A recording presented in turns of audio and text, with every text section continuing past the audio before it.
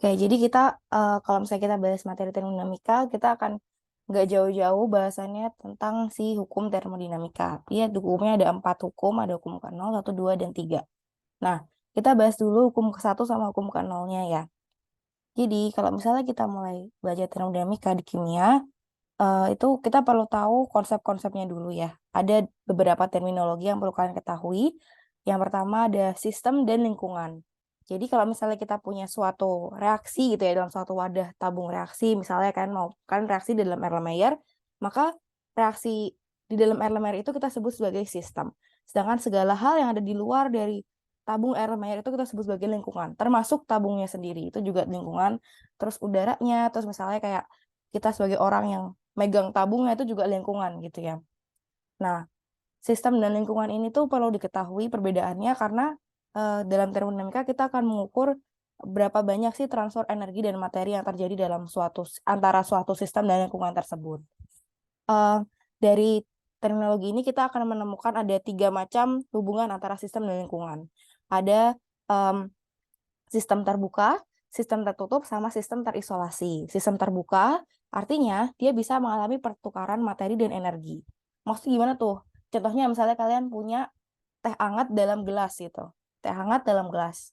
Yang terjadi adalah teh hangat itu kan memancarkan panas. Maksudnya kayak energinya keluar dari sistem sistem cairan tehnya itu ke sekitarnya. Kalian bisa rasakan panasnya. Terus si gelasnya juga jadinya hangat gitu kan. Nah, itu adalah pertukaran energi. Terus selain itu di gelas teh hangat kalian itu kan dia akan mengalami penguapan juga tuh. Jadi cairan yang ada di dalam si wadahnya itu dia akan menguap jadi uap air. Nah, itu adalah pertukaran materi atau pertukaran zat gitu. Jadi kalau saya kalian punya suatu sistem yang terbuka, kalian bisa bayangkan itu ya tadi ya, misalnya kalian punya gelas yang berisi air panas gitu. Nah, atau terus habis itu ada juga nih sistem yang tertutup. Kalau sistem yang tertutup, yang terjadi perpindahan hanyalah perpindahan energi aja. Misalnya, kalian punya botol isi air panas, tapi botolnya ditutup. Nah, di situ kalian nggak akan terjadi perpindahan materi. Uap air nggak akan berubah fasa dari cairan ke gas gitu. Tapi kalian masih bisa merasakan perpindahan energi yang terjadi. Kan masih ngerasain botolnya jadi panas gitu, atau jadi anget gitu. Nah, sedangkan yang sistem ketiga adalah sistem terisolasi, di mana energi dan materi itu dia nggak bisa mengalami pertukaran. Jadi, kalian pun nggak bisa ngerasain tuh berapa apa panas yang dipancarkan dari si sistem yang sistem botol air panas tadi. Misalnya kayak, sebenarnya kalau misalnya yang sistem terisolasi di dunia ini tuh sebenarnya hampir nggak ada. Kebanyakan sistem-sistem itu adalah sistem terbuka dan tertutup. Kalau terisolasi itu kita perlu suatu suatu ruang yang bisa benar-benar mengisolasi pertukaran panas dan energi. Nah, tapi yang paling dekat dengan sistem terisolasi yang kita ketahui adalah misalnya kalian punya termos ya, termos vakum gitu kan, kalian nggak bisa ngerasain panasnya. Meskipun sebenarnya panasnya juga tetap mengalir ke wadah si termosnya, tapi ya itu yang paling dekat bisa kita lakukan gitu. Adalah si sistem terisolasi ini. Jadi nggak bisa terjadi pertukaran energi maupun tidak terjadi pertukaran materi. Jadi dua-duanya nggak bisa tukar. Oke. Nah, terus selain itu yang perlu kalian ketahui juga ada istilahnya kerja, kalor, dan energia. Kerja itu dilakukan untuk mencapai pergerakan melawan gaya yang berlawanan. Jadi maksudnya yang dilakukan sistem ke lingkungan gitu, ataupun sebaliknya yang dilakukan lingkungan ke sistem. Nah, terus habis itu energi. Energi adalah kapasitas untuk melakukan kerja. Jadi ketika sistem diberikan kerja, maka energinya akan bertambah. Dan ketika sistem melakukan kerja, maka energinya berkurang. Maksudnya kayak misalnya kerja bisa digambarkan oleh banyak hal ya. Misalnya kalian punya balon, terus dia mengalami ekspansi, itu juga suatu kerja. Terus atau enggak misalnya kalian punya gas dimampatkan, itu juga terjadi suatu kerja. Gitu. Kalau misalnya di kimia yang kita pelajari adalah kita tinjau sistemnya bukan lingkungannya. Sebenarnya di materi termodinamika juga dipelajari di fisika kan, kalian udah pelajari juga. Tapi perbedaannya adalah kalau di kimia kita mempelajari di bagian sistemnya, jadi pertukaran energinya itu berdasarkan sistem. Kalau misalnya di fisika itu berdasarkan lingkungannya, jadi yang dirasakan oleh lingkungan. Gitu. Itu aja perbedaannya. Makanya itu akan berpengaruh juga ke nanti kita akan belajar ini ya, apa tandanya apakah dia minus atau plus. Kalau misalnya di kimia kita pokoknya tinjau di sistemnya aja gitu. Nah, terus energi ini bisa ditransfer sebagai panas atau kalor ketika ada perbedaan suhu antara sistem dan lingkungan gitu ya. Jadi perbedaan temperatur itu akan memungkinkan terjadinya transfer energi berupa panas ataupun kalor. Nah, ini contohnya Kita udah kenal juga reaksi-reaksi ya, ada reaksi endotermik, ada reaksi eksotermik.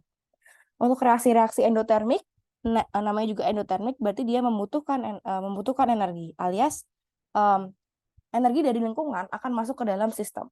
Maka dari itu, kalau misalnya kita punya reaksi endotermik, tandanya positif kan, jumlah energinya positif. Sedangkan satunya reaksi eksotermik adalah reaksi di mana energi itu berpindah dari sistem ke lingkungannya. Lingkungannya termasuk termometer ini juga ya, wadahnya juga, termometer udara itu adalah lingkungan. Nah, ini kita sebut sebagai reaksi eksotermik. Jadi dia melepaskan energi. Jadi sistemnya yang kita tinjau akan melepaskan energi. Tuh, ini ya gambarnya ya. Kalau endotermik, energi dari lingkungan masuk ke sistem. Kalau eksotermik, energi dari sistem keluar ke lingkungan. Gitu. Oke. Nah, terus dalam hukum pertama termodinamika, dia ada yang kita kenal sebagai energi dalam.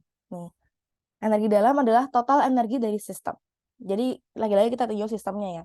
Total energi yang dimiliki sistem, baik energi potensialnya atau energi energi kinetiknya ya, itu tuh dia kita sebut sebagai energi dalam. Nah, jumlah total energi kinetik dan potensial dari semua konstituen dalam sistem, baik dari atomnya, molekulnya, ionnya, pelarutnya, lingkungan pelarutnya, gaya intermolekulnya, itu kita sebut sebagai energi dalam. Jadi semua total energinya kita bisa hitung dari energi dalam ini. Nah, energi dalam ini bisa kita ukur perubahannya sebenarnya. Kita nggak bisa melihat energi dalam secara mutlak. Jadi kayak total energi dalam suatu sistem kita nggak bisa lihat secara mutlak. Yang bisa kita lakukan adalah mengukur perubahannya. Jadi perubahan energi dalam pada saat sistem berubah ke keadaan awal ke keadaan akhirnya. Makanya kita akan punya simbolnya delta U. Atau kalau misalnya ada beberapa textbook lain nyebutnya delta E. Sama ya, U dan E sama biasanya. Nah, maka dari itu kita punya delta U sama dengan U final dikurangi U initial. Atau energi dalam akhir dikurangi energi dalam mula-mula.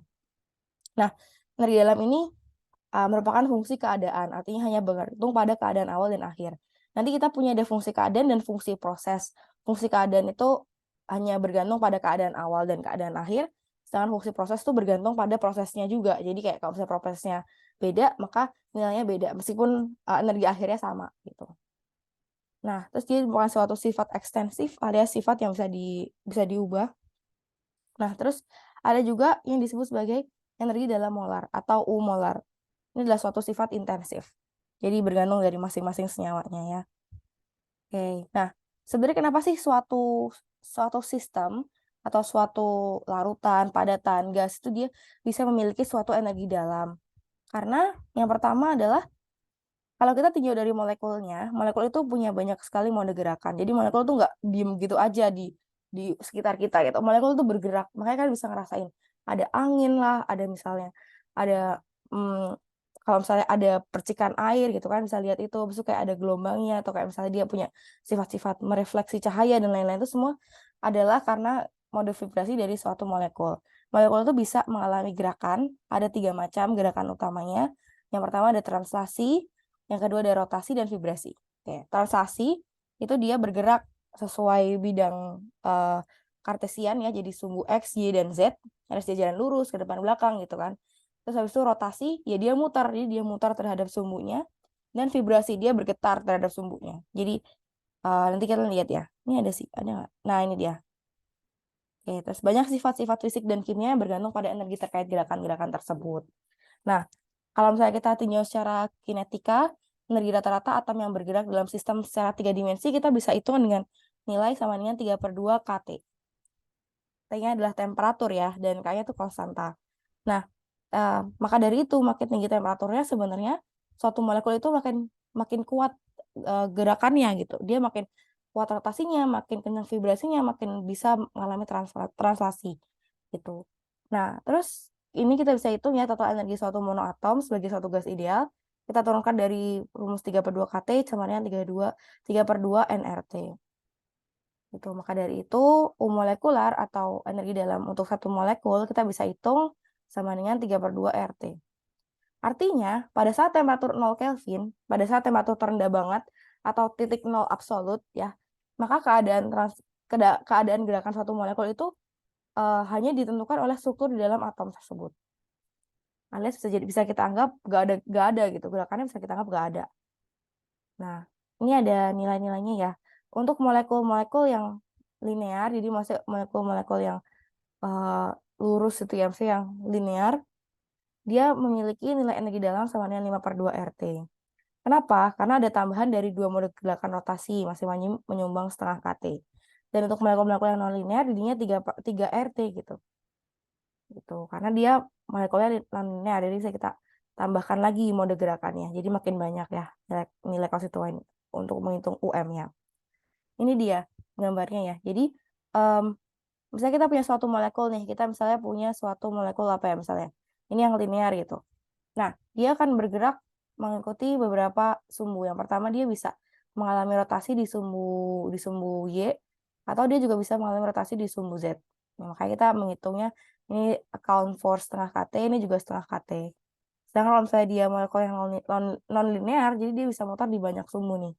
Yang pertama di sumbu X, terus di sumbu di sini, di sumbu Y, di sumbu Z juga. Gitu. Nih. Ada pertanyaan habis ini? Ini konsep-konsep aja ya. Aku mau kalian bisa paham konsep-konsepnya. Nanti kita coba perhitungannya juga. Nah, tadi kita udah paham ya energi dalam itu apa. Sebenarnya apa sih energi dalam dan kenapa kita perlu pelajari itu? Karena itu adalah energi yang dimiliki suatu sistem yang bisa kita ukur. Dan sistem itu kan tergantung dari molekul-molekul penyusunnya ya. Dan kita bisa mengukur tuh sebenarnya energi dalam dari molekul-molekul penyusunnya itu. Oke. Nah, terus ada hukum ke-0 termodinamika yang ditemukannya sebenarnya setelah hukum pertama, tapi dia merupakan fundamental dari semua hukum-hukum termodinamika. Hukum ke-0 termodinamika ini mengatakan bahwa jika A dalam kesetimbangan termal dengan B dan B dalam kesetimbangan termal dengan C, maka C juga dalam kesetimbangan termal dengan A. Alias, di sini keseimbangan termal antara A dan B tercapai saat tidak ada aliran energi ketika A dan B bersentuhan. Jadi intinya adalah kalau molekul itu suhunya sama dengan suhu molekul lainnya, maka molekul lainnya yang sama dengan molekul yang ketiga lainnya itu dia ya sama temperaturnya gitu. Alias kalau misalnya molekul udah mencapai keseimbangan termal atau tidak ada transfer energi yang terjadi, maka dia punya temperatur yang sama gitu. Dan hukum ke-0 termodinamika ini memungkinkan kita untuk membuat termometer ya. Jadi misalnya kita bisa menghitung suhu dari suatu molekul dengan mengukur suhu dari molekul lainnya atau dengan mengukur perubahan temperatur dari molekul lainnya gitu. Jadi ya ini menggambarkan suatu kondisi di mana energi itu bisa ditransferkan dan dengan jumlah yang exactly same gitu antara sistem ke lingkungan. Jadi yang ditransferkan oleh sistem dan yang diterima oleh lingkungan itu sama. Nilai absolutnya sama gitu. Oke, sedangkan untuk hukum pertama termodinamika itu ya kan udah tahu juga ya, energi tidak dapat diciptakan atau dimusnahkan, hanya berubah bentuk. Oke. Nah, maka dari itu kalau misalnya kita tinjau dari suatu sistem kimia ya, sistem apapun di dunia ini, karena semua sistem di dunia ini sistem kimia. Nah, eh, dia kita bisa ukur nilai delta U-nya dari perubahan energi yang terjadi. Ya. Perubahan energinya ini tergantung pada transfer panas ke dalam sistem dan kerja yang dilakukan oleh sistem. Jadi tergantung pada Q dan W. Kita punya Q itu kalor, dan W itu adalah kerja. Kerjanya bisa macam-macam tergantung sistemnya. Bisa kerjanya bisa ekspansi, bisa perubahan mol dan lain-lain gitu ya. Terus energi dalam sistem tertutup bersifat konstan ya. Oke. Nah, ini ya. Yang perlu kalian ketahui dalam kimia adalah kalau misalnya kita belajar termodinamika di kimia, yang kita tinjau adalah sistemnya. Jadi kalau misalnya ada panas atau kalor yang ditambahkan ke dalam sistem, maka nilai Q-nya itu positif, alias energi masuk ke dalam sistemnya. Sedangkan kalau misalnya satu kalor itu dilepaskan dari sistem ke lingkungan, kita bilang Q-nya adalah negatif. Jadi dia netonya kehilangan sejumlah energi gitu. Begitu juga sama halnya kalau misalnya kita hitung secara dari kerja. Kalau misalnya kerja dilakukan pada sistem, maka kita sebut W-nya sama dengan positif. Sedangkan kalau kerja dilakukan oleh sistem ke lingkungan, maka kita sebut sebagai kerjanya itu negatif atau W-nya negatif. Dan kalau kita tahu sebelumnya, nilai delta U atau energi dalam itu kan merupakan fungsi keadaannya. Sedangkan W dan Q ini, si kalor dan kerja, adalah suatu fungsi proses. Kita sebut sebagai fungsi proses, bukan fungsi keadaan. Nih. Oke. Dah. Nah, ini contohnya ya. Suatu motor listrik menghasilkan 15 kJ energi per detik sebagai kerja mekanik dan kehilangan 2 kJ sebagai panas. Pertanyaannya, berapa perubahan energi dalam motor tiap detik? Nah, ini bisa kita lihat ya, motor listrik menghasilkan 15 kJ energi per detik. Berarti energi itu dari sistem motornya dikeluarkan ke lingkungannya, jadi 15 kJ. Dan selain itu juga dia kehilangan 2 kJ sebagai panas, alias energinya itu dari sistem ke lingkungan tuh ditransfer sebanyak 2 kJ. Maka dari itu nilai delta U-nya atau perubahan energi dalamnya adalah sama dengan Q plus W. Di sini sama dengan minus 15 kJ ditambah minus 2 kJ. Jadi jawabannya minus 17 kJ. Gitu. Paham ya? Paham nggak di sini? Jadi kita pokoknya tinjau antara sistem dan lingkungan, kita tinjau dari sistemnya. Gimana? Paham nggak habis ini? Gimana teman-teman? Paham Paham, Kak? Kak. Paham ya? Oke, kita lanjutkan. Nah, ini berbagai macam kerja ya. Kerja bisa berupa ekspansi, bisa berupa perubahan sifat-sifat gitu ya. Yang paling terkenal adalah kerja ekspansi ya. Jadi dia sudah banyak energi yang bisa dilakukan untuk melawan si tekanan dari luar kayak gini. Kalau misalnya dalam termodinamika kita bisa ukur aja gitu. Kalau ekspansi berarti kita ukurnya sama dengan P dikali delta V. Jadi perubahan pressure dikali jadi pressure dikali perubahan volumenya. Tuh. Dan kalau misalnya kita lihat di sini nih, kita tinjau sistemnya adalah yang gas hijau ini, sedangkan eksternalnya adalah mulai dari pelat logamnya, wadahnya, dan juga udara di luarnya ini. Yang terjadi adalah di sini kita punya sistem yang dia mengalami ekspansi, melawan kerja dari tekanan yang di luarnya. Nah, maka dari itu karena dia melakukan kerja ke lingkungan, kita sebut nilai W-nya adalah negatif. Makanya kita sebut nilai W-nya ini minus P delta V, bukan positif. Kalau positif, berarti dari lingkungan memberikan kerja ke dalam sistem. Jadi alias pistonnya akan turun. Itu baru yang positif nilai kerjanya. Kalau misalnya dia ekspansi kayak gini, maka dia akan nilai kerjanya adalah negatif karena dia memberikan kerja ke lingkungan. Selain ekspansi, ada juga surface expansion, ada juga ekstensi, ada juga kelistrikan ya. Ini juga suatu kerja. Oke, yang sering dipakai di kimia sih buat soal-soal tuh kadang-kadang adalah kerja pemapatan dan pemuaian. Jadi ekspansi dan kondensasi. Jadi kondensasi gas sama ekspansi gas. Nah, kalau pemuaian itu terjadi dengan melawan suatu tekanan. Tetap kita akan bahas setelah ini. Ada juga pemuaian yang bebas, ada juga pemuaian yang bersifat reversibel, dan ada pemuaian bersifat reversibel dan isotermal. Gitu. Nah, kalau misalnya kita punya suatu kerja yang terjadi pada kerja ekspansi yang terjadi pada tekanan tetap, kita sebut sebagai prosesnya itu isobarik. Alias ya tekanan yang dilawan segitu-gitu aja, tapi volumenya berubah gitu. Nah, kita bisa menghitung berapa nilai kerjanya sama dengan pakai tadi, W sama dengan minus P eksternal delta V. Kenapa P eksternal? Karena kan yang dilawan adalah tekanan eksternal gitu ya, untuk mencapai volume tertentu. Ini ada contoh-contoh soalnya, ini dibahas nggak? Oh ini.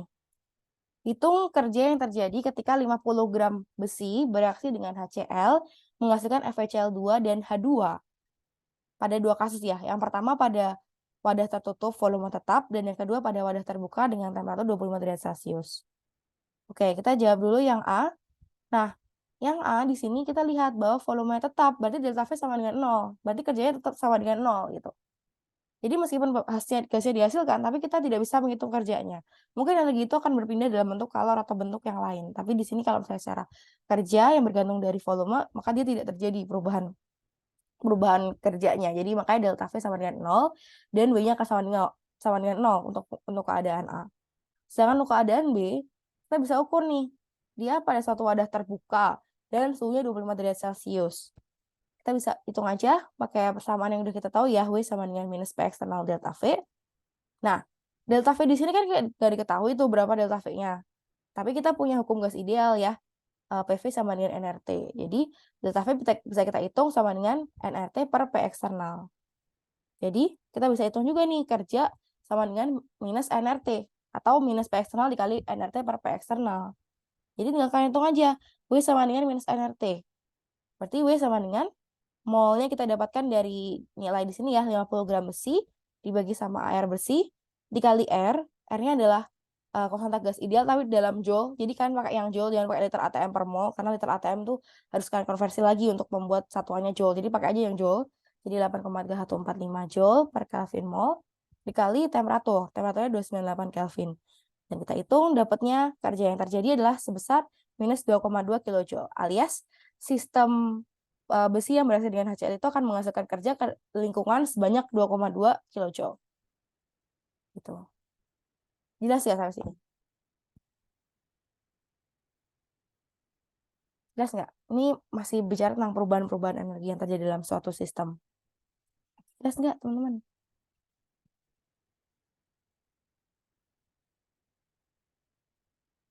Gimana? Apa ada pertanyaan? Oke.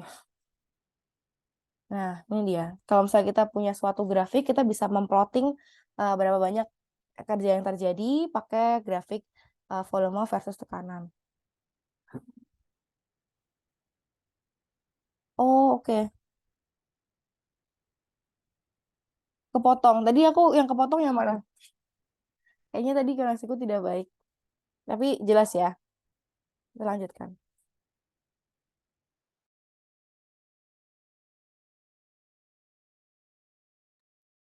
Oke, kita lanjutkan. Nah, kalau misalnya yang tadi kalian hitung ya, tadi udah kalian lihat juga, kalau misalnya kita lakukan suatu kerja, kita bisa ukur nih berapa kerja yang terjadi dengan suatu grafik. Jadi kan bikin aja grafik V versus P. Jadi di sum X-nya kita punya volume, dan di sum Y-nya kita punya tekanan. Kan bisa ukur nih perubahan volumenya. Awalnya jadi V initial, jadi V final. Dan nilai areanya, area di dalam kurva itu, area di bawah kurvanya kita bisa hitung sama dengan nilai kerjanya gitu. Dah. Nah, oke, tadi adalah suatu kerja yang terjadi pada tekanan konstan. Sekarang kalau misalnya tekanannya itu tidak konstan, alias bisa terjadi suatu ekspansi bebas. Jadi suatu ekspansi bebas, jadi kayak dia bisa ekspansi bebas, dia bisa terserah mencapai tekanan berapa aja gitu. Nah, kita bisa plotkan juga sebenarnya. Jadi ada dua metode yang bisa kita lakukan. Kita bisa plotkan dalam grafik. Jadi kita plotkan di mana P initial sama P finalnya bakal kelihatan. Dan pada proses ekspansi bebas, kerja itu sama dengan 0. Karena P eksternal sama dengan 0, alias tidak ada yang menentang. Paham nggak sampai saat ini? Jadi kayak kita biarin si gasnya itu mengalami ekspansi bebas karena tidak ada tekanan eksternal yang menghalangi dia gitu. Jadi dia bisa kita anggap nih nilai W-nya sama dengan 0 karena nggak ada P eksternal yang dilawan gitu. Jadi dia bisa muai gitu aja gitu dengan volume yang begitu aja. Volume yang bertambah terus atau tergantung dari kondisinya ya gitu. Jadi pada proses ekspansi bebas atau ketika P eksternal sama dengan 0, nilai delta U akan hanya bergantung pada nilai Q gitu. Kapan sih bisa terjadi ekspansi bebas? Aku kasih tahu contoh kejadiannya. Misalnya kan ada seorang astronot, habis itu kan ada di luar angkasa. Tiba-tiba helmnya tuh pecah. Yang terjadi adalah suatu kejadian ekspansi bebas. Jadi semua zat di dalam helm itu akan mengalami pemuaian yang tidak bisa kita atur dan tidak bisa kita ukur kuantitasnya gitu. Jadi memuai aja gitu. Nah, itu terjadi suatu ekspansi bebas. Dan ekspansi bebas itu cuma ada di udara hampa, kayak misalnya di outer space gitu, atau misalnya ada ruang vakum di bumi gitu misalnya. Itu bisa terjadi ekspansi bebas.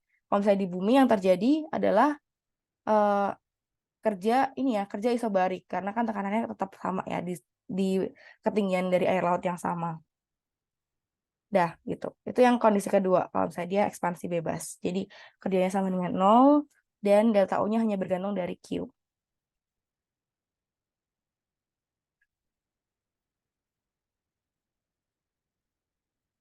Jadi kalau tiba-tiba ekspansi bebas.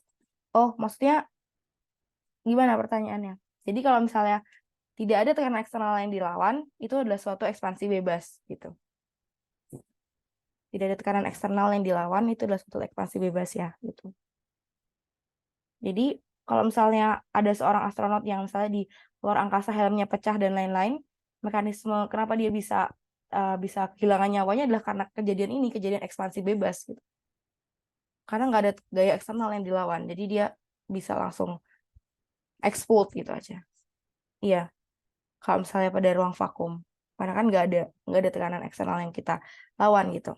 Jadi sebenarnya salah satu manfaat dari atmosfer di bumi itu juga itu untuk mencegah kejadian ekspansi bebas ini. Atmosfer di bumi akan membantu tubuh untuk menahan uh, menahan ekspansinya gitu. Begitu.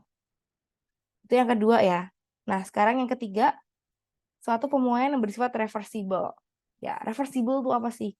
Kenapa perubahan reversible itu bisa terjadi? Jadi reversible itu maksudnya adalah perubahan yang dapat dikembalikan dengan modifikasi yang sangat kecil terhadap satu variabel. Ya, maksudnya dia perubahannya tuh dikit-dikit gitu.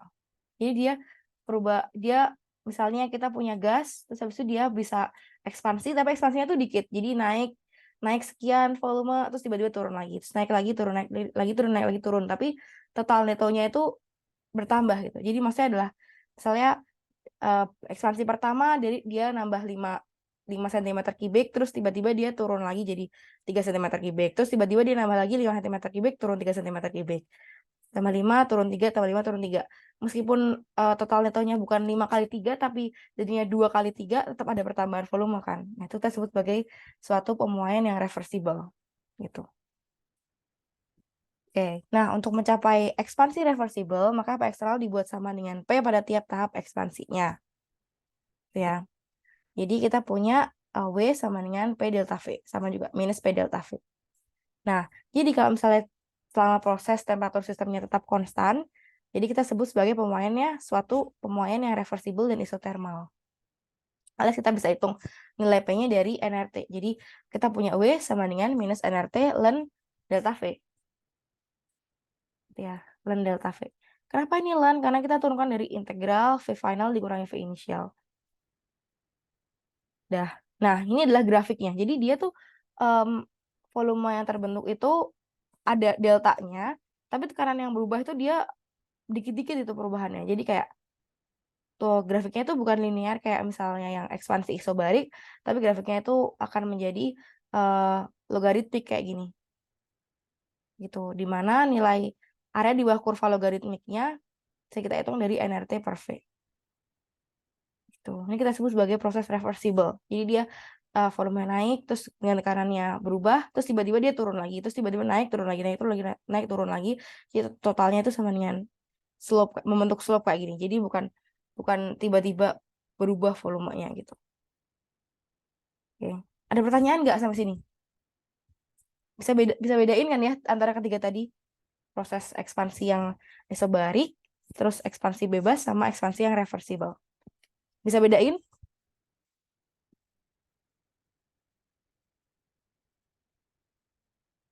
Gimana? Bisa bedain nggak?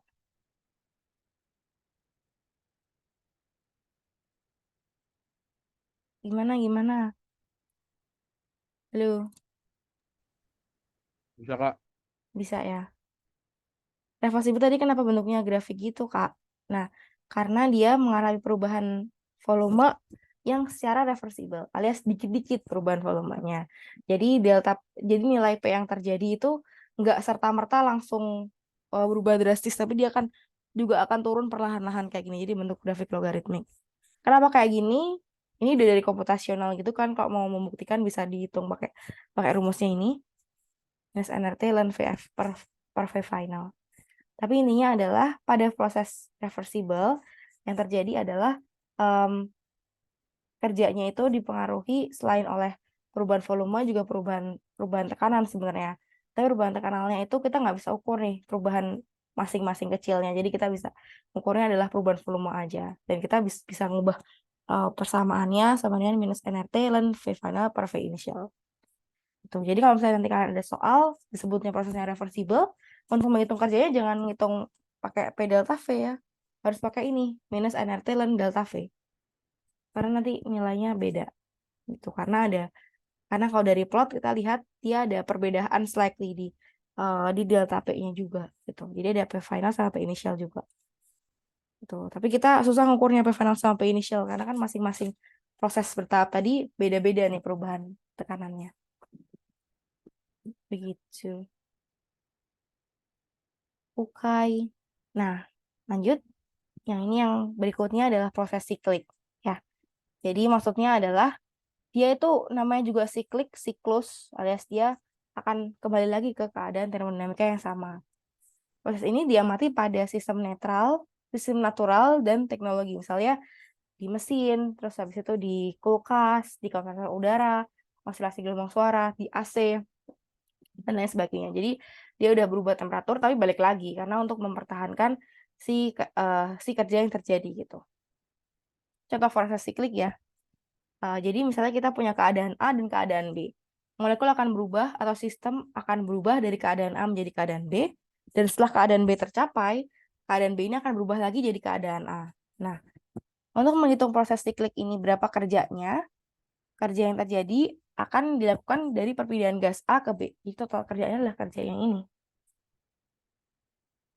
Total semuanya gitu. Nih, ini ada 3 kondisi ya. Untuk dari area ini adalah kerja yang dilakukan oleh gas, keadaan berpindah dari A ke B. Yang kuning semuanya ini adalah keadaan kerja yang dilakukan oleh dari A menjadi B. Sedangkan untuk kerja yang dilakukan dari B menjadi A adalah area yang oranye ini. Oke. Sedangkan untuk area yang sisanya, jadi yang area kuning dikurangi area oranye adalah suatu kerja yang dilakukan gas sepanjang satu siklus. Jadi kerja sikliknya. Tuh. Nah, maka dari itu pada proses siklik seringkali melibatkan dua proses ya. Jadi proses siklik itu biasanya melibatkan dua proses. Yang pertama proses isotermal dan yang kedua adalah proses isokorik. Kalau isotermal artinya isotermal alias temperaturnya konstan, dengan isokorik adalah volumenya konstan. Isokorik, jadi volumenya konstan.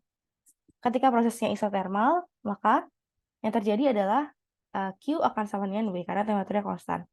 Sedangkan pada proses isokorik, maka kita dapatkan W-nya sama dengan 0 dan Q bisa kita hitung sama dengan delta U aja. Tuh. Terus kerja oleh gasnya bisa untuk proses isotermal bisa kita hitung sama kayak proses tadi ya, proses reversible, kerja reversible. Dengan untuk proses isokorik kita tahu bahwa W sama dengan 0 karena nggak ada perubahan volumenya. Terus relasi lainnya pada proses isotermal adalah P kali V sama dengan konstan, sedangkan untuk proses isokorik kita bisa hitung kalornya akan sama dengan N dikali CV dikali delta T. Tuh. Nah, terus selain itu juga dia akan melibatkan proses dua lainnya yaitu proses isobarik dan proses adiabatik. Proses isobarik udah kita bahas ya, dia adalah perubahan volume dengan tekanan konstan. Jadi kita punya Q akan sama dengan delta U plus W dan P akan sama dengan konstan. Jadi kita bisa hitung kerja gasnya sama dengan P delta V dan kita akan punya kalor akan sama dengan N dikali CP delta. Jadi kapasitas kalor pada tekanan konstan dikali delta T. Jadi kita bisa hitung kalornya pakai NCP delta T. Beda ya antara CP dan CV. Kalau CV terjadi pada volume konstan, sedangkan CP pada tekanan konstan gitu. Terus kita juga punya hubungan nih antara CP dan CV. CP sama dengan CV plus R. Terus kalau misalnya proses adiabatik itu terjadi ketika kalornya sama dengan 0, alias delta U akan sama dengan minus W. Jadi kita bisa ukur W sama dengan P1V1 dikurangi P1V2 dibagi gamma min 1. Ini konstanta ya gamma. Gamma itu bisa kita hitung dari nilai CP dan CV.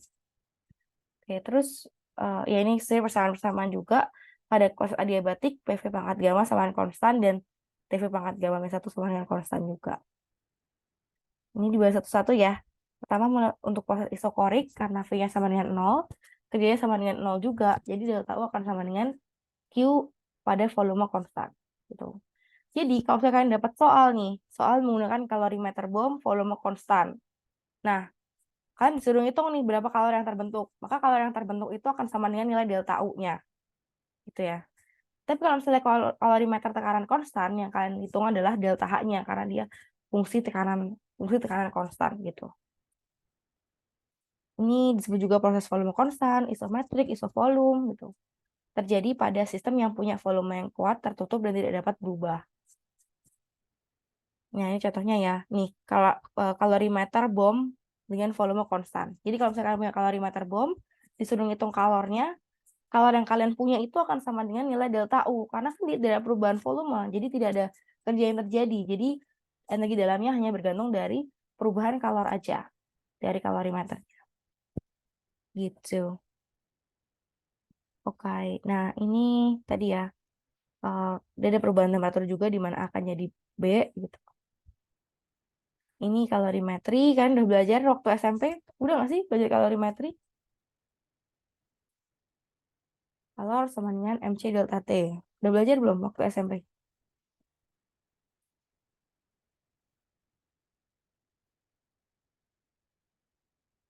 Gimana?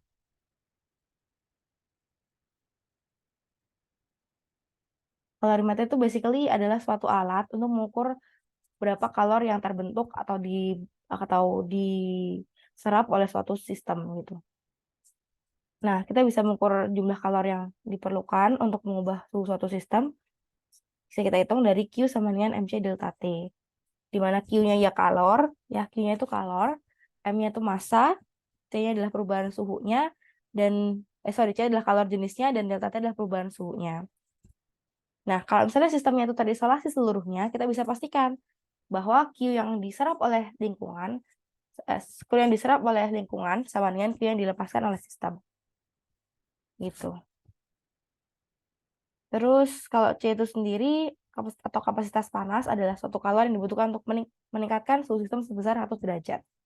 Jadi berapa banyak nih suhu yang diperlukan, berapa banyak nih energi yang diperlukan untuk membuat sistem itu temperaturnya naik 1 derajat. Itu kita sebut sebagai kapasitas panas atau kapasitas kalor. Kapasitas kalor dalam sistem termodinamika itu ada dua macam. Ada kapasitas kalor volume tetap atau CV, ada kapasitas kalor pada tekanan tetap atau CP. Nah, CP sama CV ini hubungannya ada di mana CP sama dengan CV ditambah NR. Ini untuk gas ideal ya. Gitu. Nah, ini nggak usah dilihat nih. Ini nggak usah dilihat. Yang penting kalian tahu konsepnya.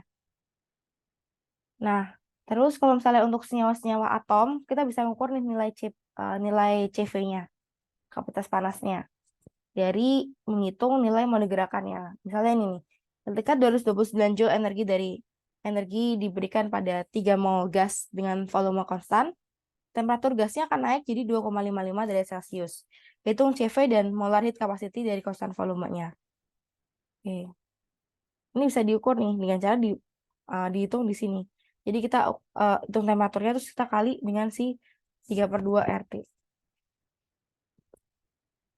Gitu. Atau kalian bisa hitung juga nih. Molar heat capacity-nya sama dengan 229 Joule dibagi 3. Itu untuk molar heat capacity pada konstan volume. Untuk CV-nya kalian hitung pakai ini. Karena dia adalah suatu gas. Oke. Ada pertanyaan? Apakah masih putus-putus ini suaraku?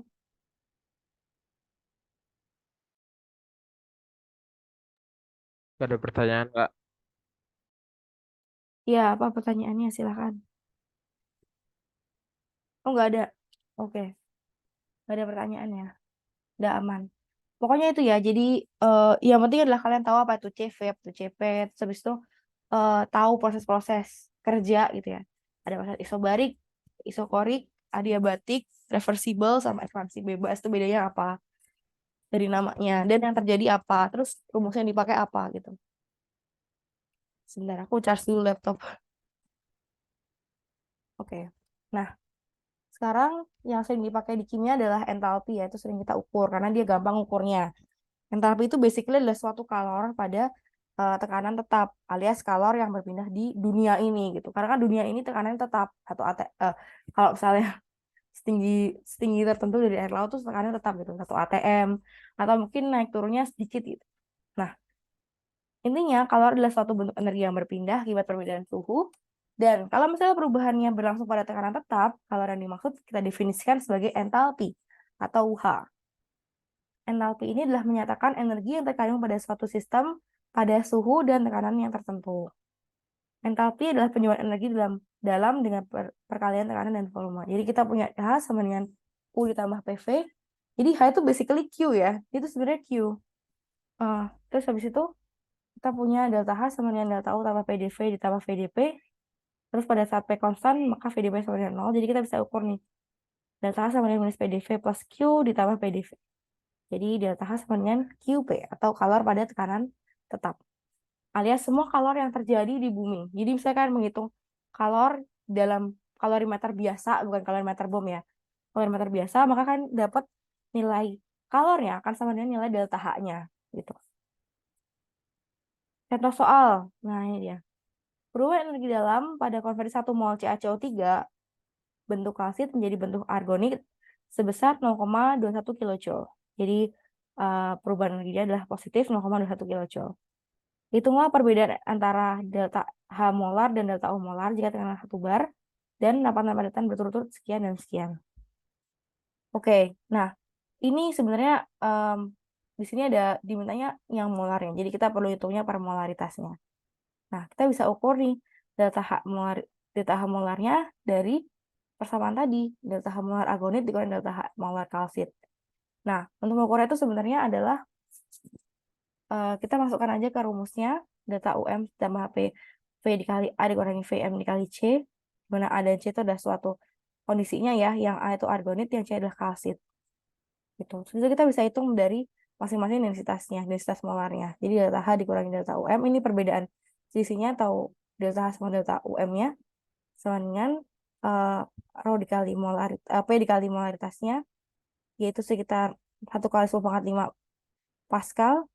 Ini 1 bar ya. 1 bar, masukkan aja 1 bar diubah dalam Pascal, terus dikali 100 gram per mol. Ini untuk mrCaCO3, terus dikalikan 1 par densitas molarnya dikurangi 1 par densitas molarnya. Jadi dapat sekian. Di sini delta H dan delta M-nya. Tuh. Oke. Terus contoh lain ya. Ini menghitung entalpi. Nah, untuk entalpi suatu gas ideal, kalau misalnya dia berupa gas, maka terjadi perubahan, kalau misalnya dia bereaksi, dia juga bisa terjadi perubahan mol gas juga. Jadi bisa kita perlu hitung delta H sama dengan delta U tambah delta N gas dikali RT. Misalnya kita punya air dipanaskan dalam tekanan konstan 1 atm ya. Terus electric current dari 0,5 ampere dari 12 volt itu dilakukan selama 300 detik melalui resisten thermal kontak. Ditemukan bahwa sekitar 0,798 gram air itu mengalami penguapan. Hitung molar internal energi dan entalpi perubahan entalpinya pada uh, pada titik didih 373,15 Kelvin. Nah, kita bisa hitung nih delta H sama dengan QP. Jadi delta H sama dengan kalor yang mengalami perubahan pada suatu tekanan konstan. Jadi kalor ini bisa kita hitung nih sama dengan kerja dari arus listrik. Jadi I dikali V dikali second dikali waktu 0,5 ampere dikali 12 volt dikali 300 second sama dengan sekian joule yang jadi itu. Lalu untuk delta H molarnya kita bisa hitung dibagi sama si jumlah molnya. Nih, kita punya 0,798 gram air dibagi mr air. Dapat mol air. Jadi delta H molarnya sama dengan ini dibagi mol air. Dapatnya 1 kilojoule per mol. Gitu. Terus habis itu kalau misalnya kita lihat delta U-nya bisa kita hitung dari delta H dikurangi RT karena kita tahu hubungannya delta sama dengan delta U per R ditambah delta N RT. Jadi hitung aja nih delta U sama dengan delta H minus RT. Kenapa RT? Karena molnya 1 ya. Di sini ada perubahan molnya cuma 1 aja. Jadi awalnya H2O liquid jadi H2O gas. Jadi delta N gasnya adalah 1 dikurangi 0 sama dengan 1. Jadi masukkan di sini. Jadi delta U sama dengan 41 kJ per mol dikurangi RT. Dapatnya 38 kJ per mol. Berarti R-nya kita pakai 8,314. Temperaturnya pakai 373,15 Kelvin. Tuh. Ini contoh-contoh reaksinya ya. Kalau misalnya di OSK OSP gitu biasanya ngitung delta H-nya udah dikasih tahu ya nilai delta H-nya. Saya delta H untuk H2O liquid berapa, untuk H2O gas berapa. Nah kan hitung aja selisihnya gitu. Kalau misalnya nggak dikasih tahu kan bisa ngukur juga nih dari besaran energi yang lain gitu. Misalnya energi gerak listrik kayak gini. Gitu. Terus untuk menghitung delta H molar tinggal dibagi aja jumlah mol senyawanya. Itu deh. Oke, nah kalau misalnya entalpi kapasitas panas pada tekanan tetap kita bisa hitung dari sini ya. Jadi delta H bisa kita hitung dari CP dikali delta T.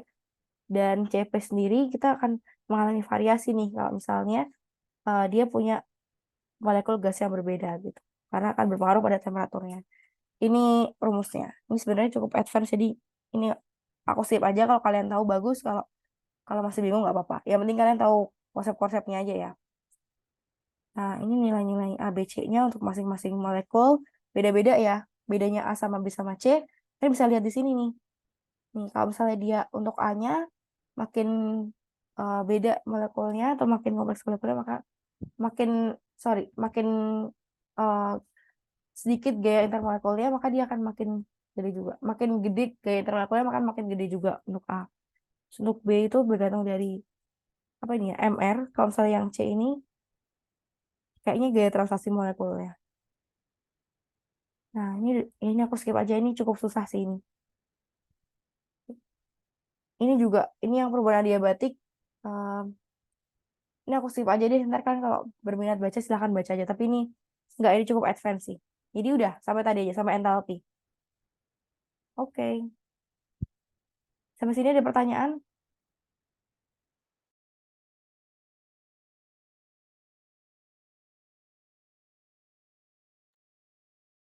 Ada pertanyaan teman-teman? Ada? Nggak ada? Kayaknya aku stop dulu, kita ganti PPT ya.